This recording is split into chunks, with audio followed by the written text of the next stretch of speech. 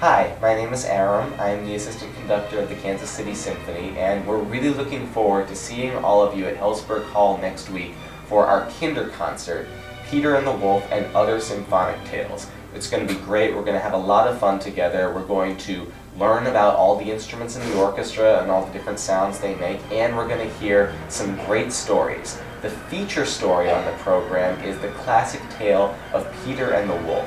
And we're really lucky to have with us actor Alex Espy, who's going to narrate and act out the story for us. What follows is a video of Alex talking about all the different characters in the story and giving a little example of how he's going to act it out. So we hope you enjoy this brief introduction to what you're going to see in the concert next week, and we can't wait to see you all at Helzberg Hall.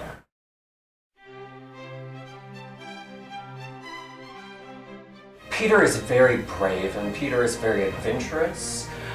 So brave people will usually stick out their chest just like this. So when you see me do Peter, you'll see me stick out my chest. You might see a little mischievous smile on my face. And when you hear Peter, you'll hear him speak something similar to this. Fly down and circle around the wolf's head, but be careful that he doesn't catch you.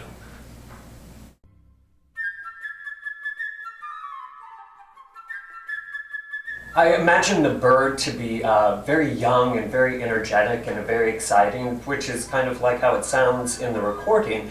And I imagine his voice to be very high, very light, and very quick, much like the movements of a bird. So when you hear the bird speak and when you see the bird, it will be something similar to this.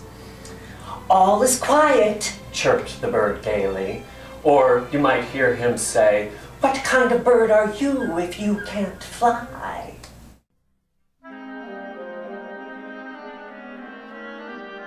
Imagine the duck to be much older, much like a grandmother type character. I use my whole body, I give her a waddle, and even though I don't use props, I imagine her to be holding a purse, which also gives the wings.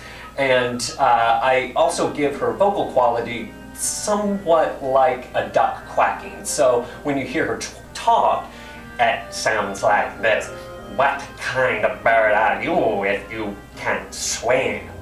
So you don't actually hear her quack, but you hear the essence of a quack in her talking.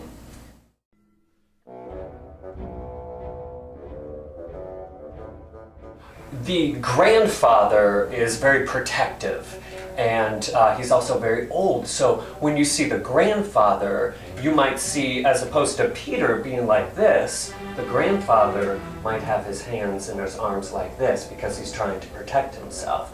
And he talks very low, and he's been using his voice for many years, so it might be a little more scratchy than you're used to.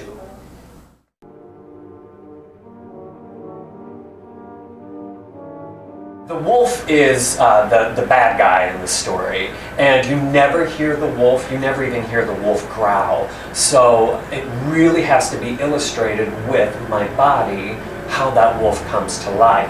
And I do it something like this. So you see, most of it is just in the eyes and how the wolf looks.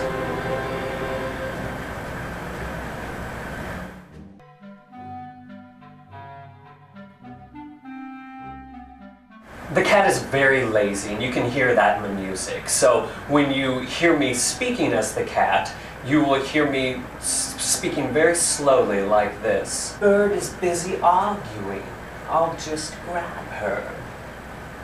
And I primarily use just my hands to be the paws, but sometimes the hands will become the tail of the cat too.